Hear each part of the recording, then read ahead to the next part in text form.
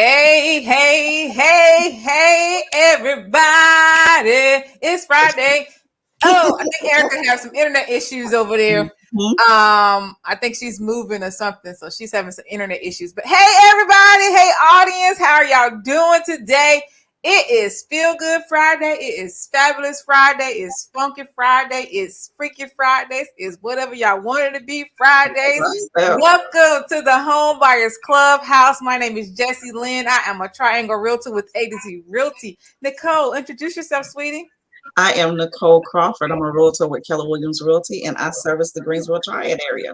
Awesome. Erica, honey, how are you doing? Introduce yourself. Yes, I am Erica Batts with New American Funding, and I'm a mortgage lender. She's struggling.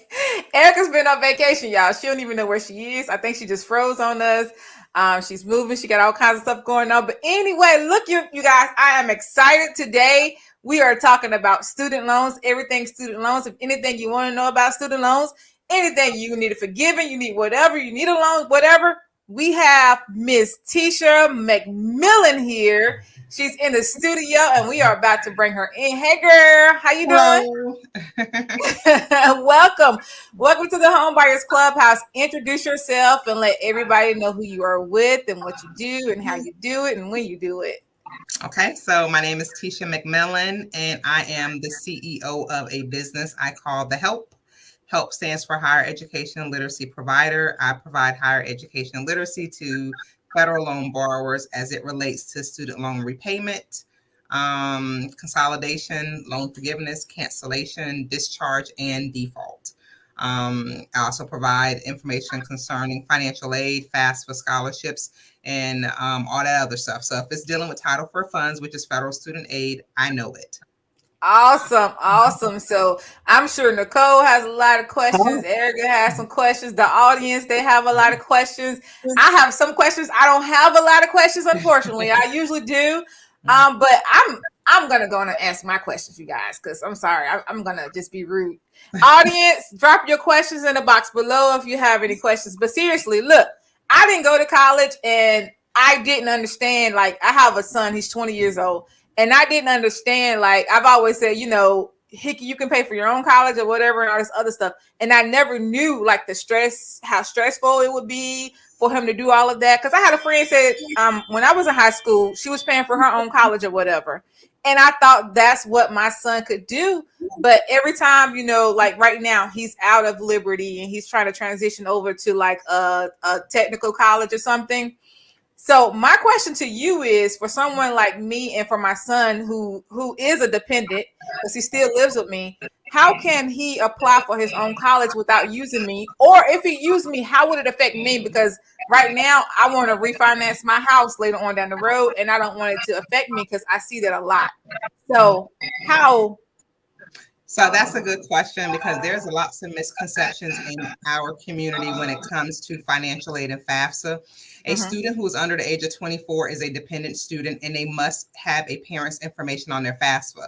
So your information on his FAFSA doesn't put you in more debt. It's the way the school or the university calculates his ability to receive need-based aid, such as the Pell Grant, the North Carolina Need-Based Scholarship, or SEOG, and other federal free money. So a student cannot submit a FAFSA without a parent's information on it if they're under the age of 24. In order for them to do that, they have to claim some type of, they must qualify as a independent student. And in order to qualify for that, they have to meet one of the criteria, which is maybe they're married, maybe they have some kids, maybe they're in the armed forces or something like that. So there has to be some qualifying factor that makes a student under the age of 24 be independent, where they do not put their parents on. But putting your information on his FAFSA, which is just the financial information, doesn't impact anything with you. It's not going to do anything to your credit. It's just a matter of us, meaning the financial aid office, determining how much need-based aid your student qualifies for. See, I love that. Thank you so much, girl. Because I was like, no, you're not. because I hear that a lot. Even in real estate, we have a lot of buyers. That's their issue is student loans. They can't buy a house because of student loans of this and all of that. And I'm just like, look, I'm about to refinance. I'm not trying to be one of those people. So thank you so much. I thank you. All right, Nicole, you have a question for her? Oh, well, I mean, hey, we're going to jump in and get started. I will see. It's different for me because I went to college as an adult student and went through at that point where I think all of us were going to school. And if we were going to live, we were living off our student loan money. So I have acquired a lot. I mean, I got enough to pay off somebody's house. I would say, I guess my biggest question is now that we're 10 plus years into that, really trying to get rid of it is the best way to just tackle it and break it down and get rid of it. Because I don't want $1,100 payment. I really don't. So let me just say, most of the clients that I have, because even though I do the literacy, I also have clients. My highest client has over $500,000 in student loan debt. I work with a loan servicer for 15 years. So I've seen enough debt to where my heart just kind of stopped for a minute. Like, oh my God, somebody has that much student loan debt. There's really, truly no way to get rid of a student loan. Like literally, unless you pay it off, it's not going anywhere. Forgiveness is not immediate. The goal, and I tell everybody's just not going to qualify for loan forgiveness. Sometimes the goal is just not the default. Sometimes the goal is to get this payment to the lowest payment possible so that you can afford to live and finally find some comfort in knowing you're going to continue to pay this thing probably for the rest of your life. That's just what it is for a lot of people. So the goal is to get the payment to the lowest payment possible, because truthfully, if you want to pay your student loan off and you actually want to see the balance come down, you really need to be in a standard repayment plan. But the standard repayment plan is based off of a 10-year repayment. And depending on your loan balance, that can be a very high payment with everything else you have going on, because it doesn't take into consideration your other debt. It's just a matter of this debt needs to be paid off within 10 years. So I would just say the goal is to get the payment to the lowest payment possible, whether you're in an income-driven repayment plan or an alternative repayment plan, but just get it as low as possible and just pay it every month until the Lord calls you home. Or until Biden decides if he's going to give us forgiveness. And I don't see that happening. No, I don't either. So when you talk about the income driven repayment plan, what is that? So the income-driven repayment plan is a payment plan that gives you a payment that's based off of your income and your family size. So it doesn't take into consideration anything that you pay out, and no repayment plan does. So let me just preface that. No repayment plan that your student loan servicer offers you will take into consideration the fact that you have a mortgage and car payments and all of that. It doesn't. So the income-driven repayment plan will calculate a payment that's based off of your income and your family size. So the payment is supposed to be less than your standard monthly payment. But if you're a high income earner, and you don't have, depending on how much loan debt you have, you may not qualify for an income-driven repayment plan. You may just need to go into an alternative repayment plan. And that's just a plan that gives you more time to pay your loan off. Instead of the 10 years, you're going to get 25 or 30 years. But keep in mind that additional time that they're giving you, of course, you're going to be paying more back in interest, but it's also going to give you time to get that payment lower. It's going to stretch it. So it's going to stretch your repayment term, and it's going to lower your payment to something that you should be hopefully comfortable with paying each month to keep your loan from defaulting. Gotcha. Awesome. So my question for you is, could you let everyone again know what the H.E.L.P stands for? H.E.L.P stands for Higher Education Literacy Provider. So what I do is I just provide the literacy. Now, there's lots of companies and third parties out there that will charge fees to do documents, and they're called documentation preparation services. And they will, and sometimes they do some unscrupulous things to try to convince you or to make you believe they're your servicer to get your information, to charge you for things that you can do for free. And I tell everyone up front, there's nothing that I do that you can't do with your servicer for free. I don't mind having a conversation about your loan debt and telling you from my 15 years of experience of working with the servicer what I feel like will get you to the best place possible based off of what your ultimate goal is. So we can have that conversation. But if I have to do some paperwork, then we're going to talk about some prices because it takes time. It's very time consuming to submit documents on behalf of a borrower. And plus I'm monitoring it and making sure that everything is processes according to what what I know it should happen. And I'm also checking behind the servicer. But I provide the literacy. If you hear something, you heard, you want more questions about something, or you just need help with understanding something, then I'm who you call. We have a conversation, you call me, we talk, and then you go off into the abyss and I never know who you are. Awesome. So we have someone on YouTube, Dope Aggie Chick. She would like to know is how hard is it to get an income-based repayment plan? It's not hard at all. They actually, the application is probably on your servicer's website. Once you fill it out and send it back with your copy of your tax return, your servicer has up to 14 days to process it. Now, keep in mind, income-driven repayment plans were meant for people who have low income with relatively high student loan debt. So someone who makes, I don't know, 80,000 and who has about 50,000 in student loan debt, you're not going to be approved for that. So you just have to be understanding that it's for really low income people who have very high debt or relatively high student loan debt compared to their income. Most people that I know or who contact me have six-figure student loan debt. I don't get anybody who owes 20 or 30,000. The norm right now seems to be almost six figures, to be honest. Ooh. Which is sad because, you know, schools and college is not higher education anymore. It's more businesses. So it is definitely it's much more money than it was before. So if you're interested in getting the income-driven repayment plan, I would strongly advise you to speak to your loan servicer or at least get the form off of the website and fill it out and submit it in. If you're not eligible, they'll tell you that. If you are, they're going to put you into the repayment plan that's going to give you the lowest payment. Awesome. Awesome. So did that answer your question? All right, here we go. We have another one. I don't know what that means. Should everyone do a IBRP? I think IBR. So there's 4 different types of income-based repayment plans. If you're not sure which one you want, on the form, it actually asks you to tell your servicer to figure out which one's going to give you the lowest payment.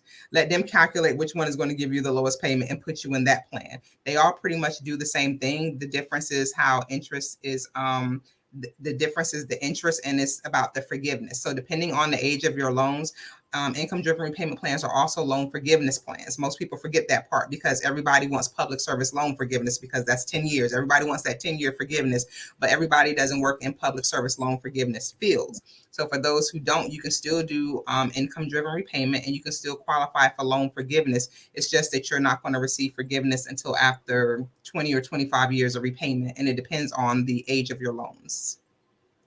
Look at Nicole's face. What is that, Nicole? She said 20 to 25 years. That's a lot. And it's going to be whatever the remaining balance is what they're going to forgive after 20 or 25 years. Mm. Yes. All right. Mm-hmm. So, all right. I think you've answered most of it because I have it written down and you've given out so much information. Dope Aggie Chick, is that yes? She's answered your questions, or you're answering yes to something that she said? So for me is, so the whole student loan repayment or consolidation or the entire refund. Hold on. Somebody else here. So they want to know, how does loan forgiveness work for nurses? So that's public service loan forgiveness. So, and if you're interested in public service loan forgiveness, you need to be in an income-driven repayment plan, and your loans need to be federal direct loans. Now, keep in mind, there's 2 different types of federal loans, and there's federal private, which are FAIL loans, which are FFEL. It stands for Federal Family Education Loan Program loans. And then there's direct loans, which are loans made by William D. Ford, the government. So William D. Ford, those are the loans that are eligible for public service loan forgiveness. So if you have William D. Ford federal direct loans and you're interested in public service loan forgiveness, you would need to, 1, fill out the public service loan forgiveness application. It's the ECF form. It's the employment certification form. So it's the part where you're going to fill it out, and then you're going to give it to HR and let your HR department fill out the second part to verify that they are a qualifying agency. And then once you do that, you're going to send it to, right now, Fed Loans is still the one doing public service loan forgiveness, but that whole program is being transferred over to H.E.L.P because Fed Loans will no longer be servicing student loans at the end of the year. So H.E.L.P will be the new federal loan servicer for public service loan forgiveness. And you're just going to send that form to Fed Loans. And once they review it and they determine that you qualify, then you're actually in public service loan forgiveness. But keep in mind, one requirement of public service loan forgiveness is that you have to qualify for an income-driven repayment plan. So if you do not qualify for or income-driven repayment plan, you're not going to be eligible for public service loan forgiveness. It's two parts. Awesome. And Dope Aggie Chick says they're only for federal loan servicers. For is that what is the that is we're talking about public service loan forgiveness? Is that I think they were talking about the I think so. Yes, it is for only for federal loans. Private loan, as opposed to private loans. Private loans are not eligible for any entitlements that the federal government offers federal loan borrowers. And so those entitlements are deferments, forbearance, cancellation, discharge, and all of that other stuff. So if you have private loans, then no, your private loans are not eligible for forgiveness.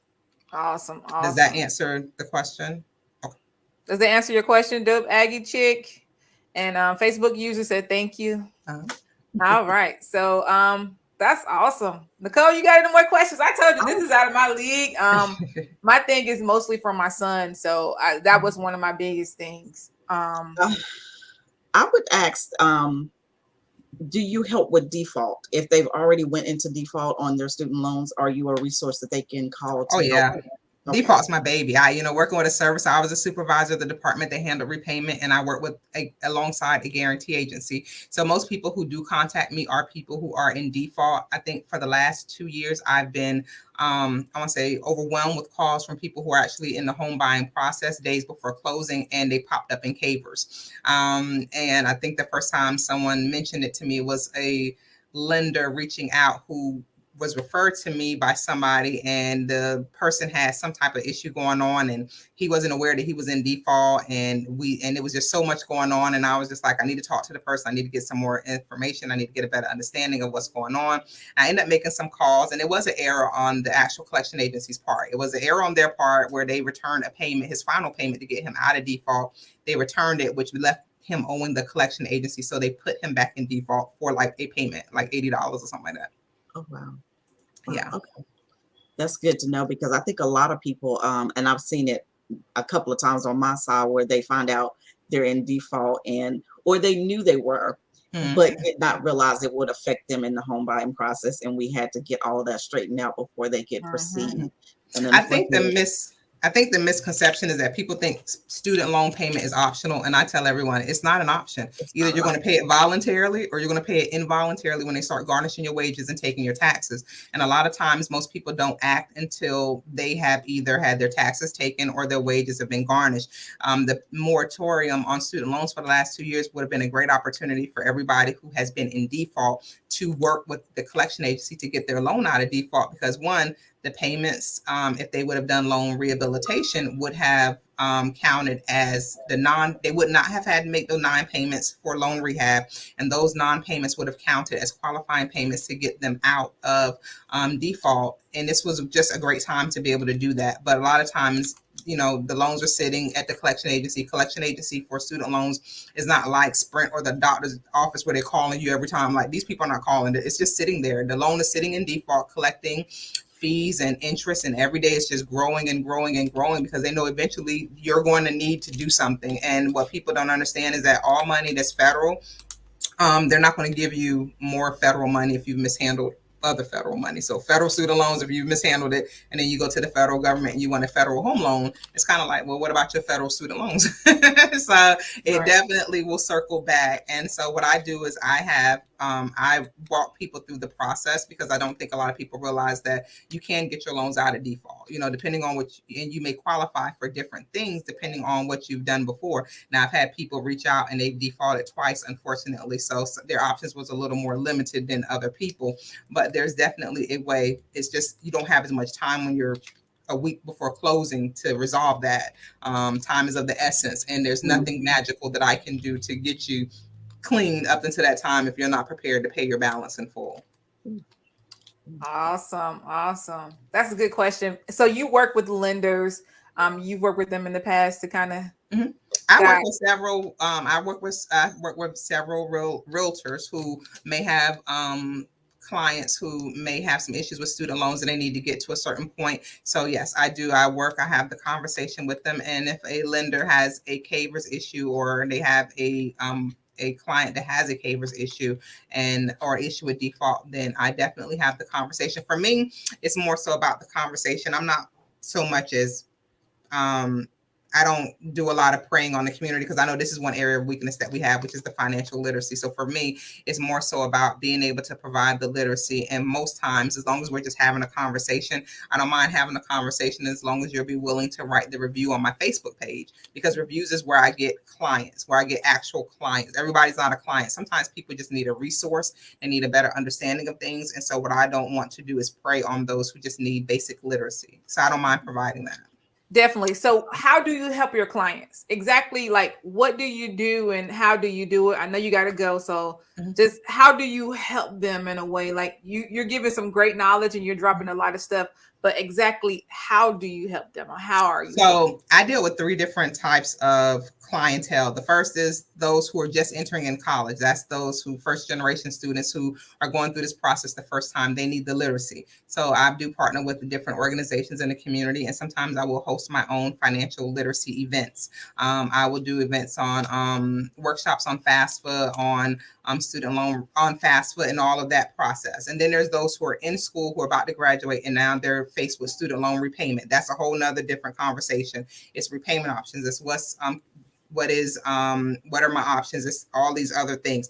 Then there's those who are in default who needs the information on how to get out of default. So I help based off of what the situation is. Everybody's situation is different. Some people can come to me and they can say, I'm closing on a house in 4 days and I got the 50,000. Can you help me make the call to the collection agency to clear Cavers? Sure, I can do that. And I've had that happen before. And I've had some who said, no, I can't really clear it yet, but I need to get out of default. Can you help me? Can you be my voice as I talk to the collection agency? Because even though it's a collection agency for the Department of Education, they're still a collection agency and they're still trying to collect funds. So I know what they should be saying and they know what they should be saying, but sometimes they don't always say that. So with me being on the line and the person giving me authorization to talk for them, I'm just getting the ball rolling to get them where they need to be.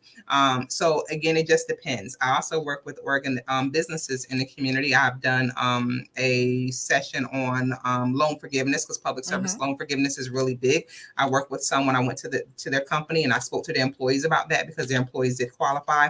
I did something in Charlotte a couple weeks ago. So it just depends. I help based off of what is the request. Most of the times it's a request from me. And then what I do is I create whatever they want based off of what they want me to speak about. And then I just present and available to be a resource. You just said a whole word because I had no idea. We always talk about credit repair and all of this. And the issue that a lot of our clients have is student loans, student debt, all this other stuff. And I had no idea that there was somebody out there like you that actually does this. So you just, honey, your number will be in my phone. Oh yes, definitely. Definitely. And not a lot of times I will get a text and somebody will say, and it's crazy because people will actually be on Facebook and they'll say, you're not going to believe this, but I found you on Facebook. I typed in Cavers and you came up and I started reading all your stuff. And that's how people actually use Facebook as a resource, which is boggles my brain, but they do.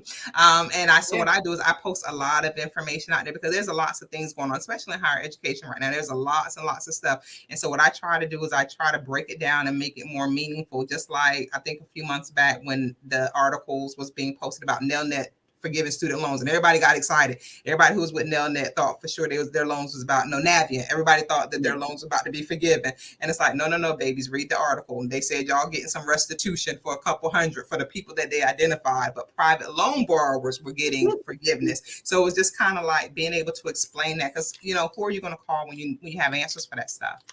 Definitely. Look, we're gonna have to have you back. I know you got to go and all this other stuff, but you got to come back because I'm telling you, audience, definitely. Yes, and audience, if y'all can't come to the live, y'all need to leave y'all questions with us. So yes, definitely do that, and I will definitely respond. Again, I've been in this industry for over 20 years. I've seen it all. I heard it all. If I haven't heard it, it doesn't exist. That's how I'm extremely confident in my ability. This is just what I do. It's what I know. It's what I do. So if anybody has any questions, or if I didn't answer something clearly for somebody who was hearing something or whatever, then just definitely just reach out. They are able to schedule free consultations on my Facebook page with me to discuss whatever they want to discuss, as long as you're willing to write a review. I may not charge you, but I may charge somebody else. Definitely. All right. So that's great. Tell them how to get in contact with you. I know your information is at the bottom of the screen, but just tell them anyway, because some people don't read. Yes, so I do have a business page on Facebook. It is called the Higher Education Literacy Provider H.E.L.P. You'll see my picture on my website. You are able, on my Facebook page, excuse me, you are able to schedule an appointment with me to just talk about whatever it is you want to talk about. You can also shoot me an email, and that is my business phone number that's going through there, 919-371-5297. So definitely just reach out. It doesn't matter what the question is. It may be something you heard. It may be something you're going through. It may be something for somebody else. But I believe in providing the gift of literacy. You know, each one teach one. So if there's something you need, just definitely reach out. Thank you. Thank you so much for coming on today, girl. I learned a lot. I really appreciate you. And I promise you, I'm not just saying it, you're going to be in my phone. Oh, yes, definitely. And if you're not a member of the Clubhouse, make sure you join, because I already know so many people, they're going to have so many questions. A lot of people, they're not on lunch right now, and they go back and they watch our lives, and they're going to have some questions afterwards. So yes, join our group and drop your information and a link so they can contact you at the bottom of this video later on. I'll send you the link and I'll show you how to get there. But yeah, thank you for coming so much. Thank you so much for coming, girl. I learned a lot. And enjoy your day, and we'll talk to you later. All right, y'all have a good one. Thank you. All right, you too. Thank you. Bye-bye. Girl, oh, my bad.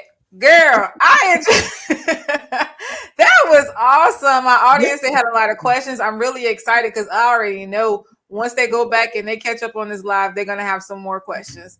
But yeah, it's great because for one, some of the companies that she was talking about when she first came on, I've encountered them, but to know that there's somebody out there that's helping, that's willing to give advice, but especially for those that are getting ready to start this journey in the schools and stuff, and being able to have somebody that could advocate on their behalf before we start inquiring all that debt, and then for us to have some that need to figure out how to navigate it at this point is a good thing, because we do every now and then you'll hear somebody say something about forgiveness, and a lot of us are looking and holding our breath trying to figure out, are they really going to forgive it, or what we need to do so we don't default. Because I've had friends that have defaulted and their income taxes are gone, they're oh bless you, taking their payroll checks, and that's not a fun place to be in. So knowing that there's a resource out there to help is awesome.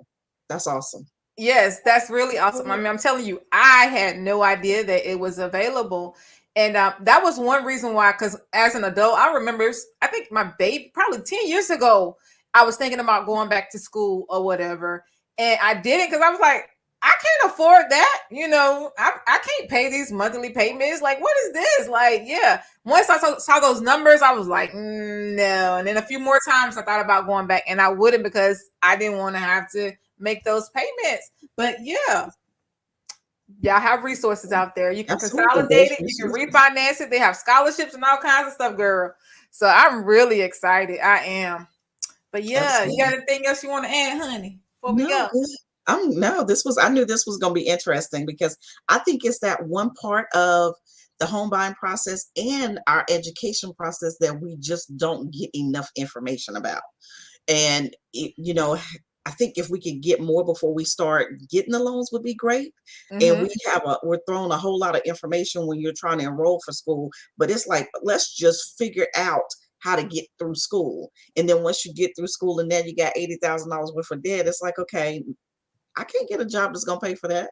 Not right coming out. So a lot of us just put it off and do forbearances and deferments. And before you know it, you then rolled up a whole lot of monthly payments in student loans.